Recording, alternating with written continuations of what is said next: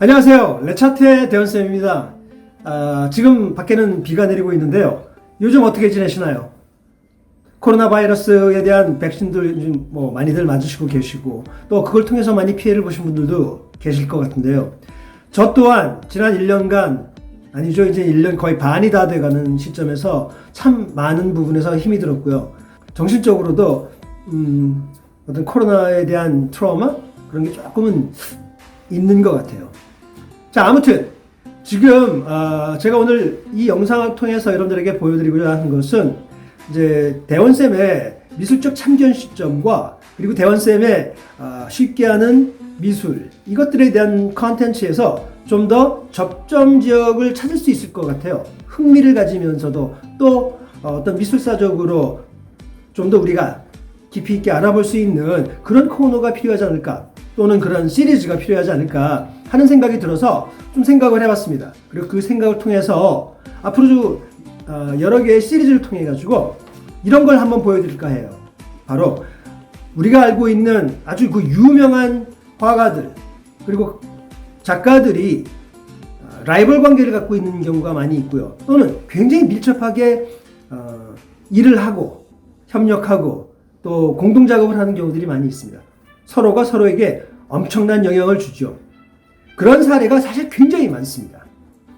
그런데 많은 영상들이나 컨텐츠 또는 강연에서 보면 그런 관계를 또는 그런 영향이 어떻게 이루어지고 서로가 서로에게 어떤 강한 영향력을 끼쳤는지 이런 거에 대해서는 다루는 영상이 거의 없는 것 같아요. 그래서 굉장히 흥미롭거든요. 그래서 제가 이번 시리즈부터 그런 것들을 좀 만들어 볼까 하는데요. 그 첫 번째 시리즈가 바로 파블로 피카소와 헨리 마티스입니다. 사실 파블로 피카소는 그 성격 자체가 워낙 외향적이어서 사람들 만나는 것을 무척 좋아했습니다. 그리고 그 무척 좋아하다 보니까 사실 자기를 이렇게 앞세우고 자기를 내세우는 것에 굉장히 흥미를 느끼는 사람이었거든요. 자기 세일즈를 참 잘하는 사람이었죠. 그리고 자기가 앞에서 리더가 돼야 되는 그런 성격을 가지고 있다고 봐도 되겠습니다. 그 반면에 앙리 마티스의 경우에는 조금은 더 소극적인 성격을 가지고 있었어요.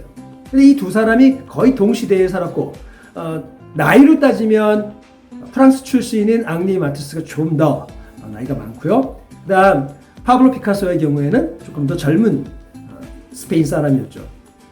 이 두 사람이 파리에서 결국은 만나게 되는데요. 이 두 사람의 관계 과연 어땠을까요?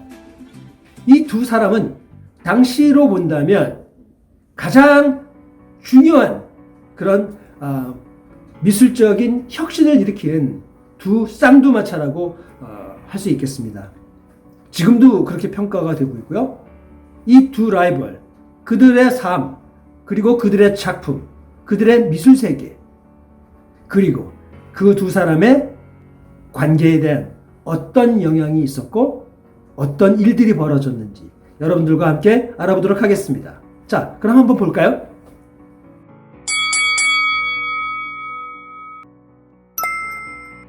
그들은 언제 처음 만났나요? 실제로 만나기 전에는 서로가 서로의 작품들을 전시회에서 복원했습니다. 특히 12살 위인 마티스는 이미 성공한 아방가르드 리더격이어서요. 피카소에게는 꼭 이기고 싶은 상대였죠. 하지만 실제로 만난 것은 피카소가 한창 고뇌하던 시절이고 마티스는 잘 나가던 시절이었습니다. 피카소와 마티스는 1906년에 문학가이자 콜렉터였던 미국인 거트루드 스타인에 의해 소개받았습니다. 스타인이 마티스를 데리고 피카소의 스튜디오에 간 것이 계기가 된 것이죠. 1906년 파블로 피카소와 헨리 마티스가 파리에서 처음 만났을 때 이 두 사람의 가장 큰 연결고리는 바로 두 사람 모두 대가라고 여기던 폴 세잔이었습니다. 당시에는 사실 피카소는 마티스에 대해서 탐탁지 않게 생각했고요. 마티스도 마찬가지였습니다. 그 거만하고 떠들기 좋아하는 스페인 청년, 비호감이었다고 아마 이렇게 생각했던 것 같습니다. 하루는 이제 이런 브라크와 함께 마티스를 찾아갑니다. 그 당시에 포비즘, 즉 야수파를 진두지휘하고 앞서 나가고 있었던 마티스의 입장에서 본다면 이 우중충한 이런 색깔에 그냥 네모 같은 그런 이미지들로 꽉 차 있었던, 뭐가 뭔지 잘 보이지도 않는 이런 작품들을 좋아할 리 없었습니다. 이 두 사람이 마티스를 찾아갔을 때 마티스에게 이 작품들을 보여주게 됩니다. 그리고 마티스는 이런 말을 합니다. 브락! 이거 네모네? 네, 네모라고 그냥 비하하듯 그의 작품에 대해서 평가를 해줍니다. 두 사람 간의 정신적인 것만이 아닌 물질적인 교류도 있었다고 하는데요. 혹시 이때 재미난 에피소드가 있었나요? 네, 있었습니다. 1907년 가을부터 피카소와 마티스는 서로의 작품들을 교환하기 시작합니다. 그들의 첫 작품 교환에서 피카소는 마티스의 마귀리트라는 작은 그림을 고릅니다. 마귀리트는 바로 마티스의 딸이죠. 매우 간단한 구도의 그림입니다. 반면에 마티스는 피카소의 물병, 대접, 그리고 레몬이라는 작은 정물화를 선택합니다. 그의 초기 입체파 그림이죠. 그들의 만남을 주선한 컬렉터 거트리드 스타인은 이때 일을 이렇게 전합니다. 두 화가는 마치 그들 자신을 안심시키려는 듯 서로의 작품들 중에서 최악의 작품들을 골라갔어요. 하지만 이것은 틀린 생각이었다고 합니다. 사실 이 그림을 고른 것은 이 작품이 마티스에게 큰 영감을 준 작품이었기 때문입니다. 마티스는 얼마 전 피카소의 전시회에 간 적이 있습니다. 그리고 전시회에서 피카소가 그린 이 작품을 보게 되며 큰 충격을 받았습니다. 병으로 수술 중이던 마티스의 딸을 그린 그림과 매우 흡사한 평면적 구도의 피카소의 초상화를 발견했기 때문이죠. 그가 그린 마기리트와 거의 거울같이 비슷했다는 것이죠. 그래서 그는 이 그림이 매우 애착이 간 것입니다. 그런데 재미난 사실은 피카소는 마티스의 이 초상화를 친구들과 놀던 방에 걸었는데요. 거기서 짓궂은 친구들이 때때로 장난감 다트를 그림에 던지곤 했답니다. 지인들은 그들을 어떤 사람들이라고 하던가요? 그들의 절친이자 후원자였던 스타인에 의하면 마티스는 사회적인 사람이지만 아주 친근하게 행동하는 사람은 아니었다고 합니다. 반대로 피카소는 친근하게 굴었지만 사회적이지는 않았답니다. 피카소는 강한 카리스마가 있었고 사실 사람들을 끌어들이는 매력을 가지고 있었습니다.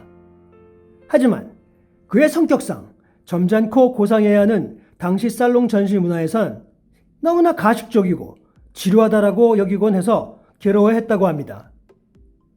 그에 비해서 마티스는 그런 무리의 사람들을 잘 다룰 줄 알았다고 합니다. 피카소는 자기 자신을 스스로 스타로 만들어 놓을 정도의 사람이었습니다. 곧바로 대중의 스타가 되는 방법을 알고 있었죠. 하지만 마티스는 그런 스타일이 아니었습니다. 이 점에 대하여 매우 재미난 스토리가 있는데요. 1930년대였습니다. 하루는 마티스가 아주 유명한 식당에 가게 되었는데요.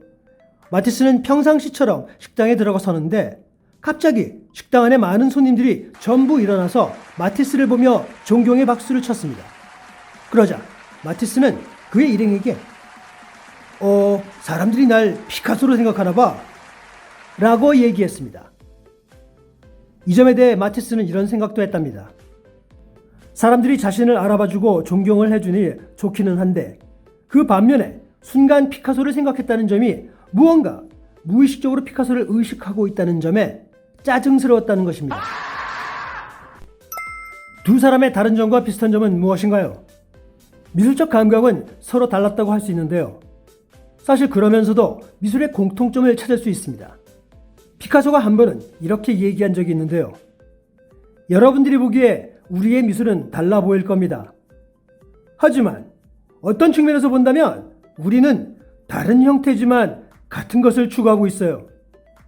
일반적으로 사람들에게 알려져 있는 마티스의 작품은 서정적이고 다소 가벼우며 더 장식적인 데 비해 피카소의 작품은 좀 더 구조적이고 더 공격적인 성향이 있다고 생각을 합니다. 하지만 마티스도 피카소보다 더 거대하고 과감하며 도전적이어서 상대적으로 피카소의 작품들이 좀 더 섬세하게까지 느껴지게 할 수도 있었습니다. 마티스의 이런 새로운 변화 때문에 일부 전문가들은 이 영향을 통해 피카소가 더 고통스러워했다고도 합니다. 하지만 피카소도 얇은 붓을 사용하여 아주 섬세하고 정교하게 페인팅한 것들도 많습니다. 오히려 여기 영상에서 보시다시피 거칠게 그려진 마티스의 누드화보다 더 섬세하죠. 결국 두 현대미술의 대가들은 서로 주고받으며 현대미술의 혁명적인 진화를 이끌어갔습니다. 마치 장기에서의 장군 멍군처럼요. 하지만 아무리 이런 관계라 했다 하더라도 두 사람에게는 사실 서로가 무턱대고 비하하고 낮추어보는 그런 것만이 아니라 사실은 서로에게 존경하는 그런 생각들을 가지고 있었다고 합니다. 왜일까요? 그 이유는 자기가 할 수 없는, 자기가 모르고 있었던 그런 분야에 새롭게 개발을 해나가는 상대방을 볼 때, 이 사람은 정말 대단하구나 라는 생각을 했었다고 합니다. 그래서 이 두 사람의 경우에 보면 사실 상대방의 작품에 대해서 많은 것을 배웁니다. 그래서 거기에서 많은 대화를 이루고 굉장히 중요한 떨어질래야 떨어질 수 없는 관계로 작가 생활들을 해가면서 살아갑니다. 두 사람은 창작의 방식이 달랐나요? 네, 여러 가지 부분에서 달랐지만 비슷한 방식도 있었습니다. 예를 든다면 마티스는 모델을 앞에 두고 그렸습니다. 하지만 피카소의 경우는 많은 부분 자신의 상상으로 그렸습니다. 피카소의 경우 그의 상상 속의 인물을 그의 애인들로부터 가져와서 만들어냈다고 보는 것이 정확합니다. 마티스는 칼라리스트로 잘 알려져 있지만 사실 피카소 또한 화려한 색을 잘 사용하기도 했죠. 결국 이 두 사람은 색을 쓰는 방식이나 색의 종류에서 다를 뿐이지 마티스의 작품은 색이 더 좋고 피카소의 작품은 덜하다 라고 단정 지을 수는 없다는 것입니다. 그렇다면 두 사람은 컬러에 대해서 어떻게 달랐다는 건가요? 피카소는 사실 색이 지닌 고유의 시각적 특성을 잘 알고 있었습니다. 파랑은 파랑이고 어디에 어떻게 써야겠다는 것을 미리 알고 사용했습니다. 그 반면에 마티스는 그런 식으로 색에 대한 고정 개념을 갖고 있지 않고 채색을 하면서 특정 부분에 맞는 색을 고안하고 만들어서 색을 칠했다는 것이죠. 피카소는 색이 주는 상징성을 중시한 반면에 마티스의 경우 시각적 아름다움과 조화를 중시했습니다. 피카소는 상징적 연결고리를 중요하게 여기는데요. 예를 든다면 죽음, 뜨거움, 피의 빨강, 색욕을 상징하는 주황 등 전체적으로 상징성을 중요시한 것입니다.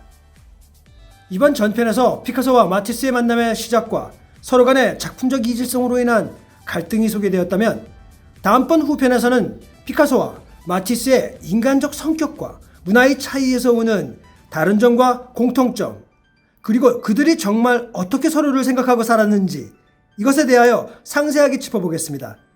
특히 그들의 직접 증언에 의한 서로 간에 대한 진솔한 생각을 여러분들에게 최초 공개해드리겠습니다. 이번 영상이 좋으셨다면 다음 영상 꼭 기대해주세요. 좋아요와 구독 꼭 부탁드리고요. 다음 시간까지 안녕!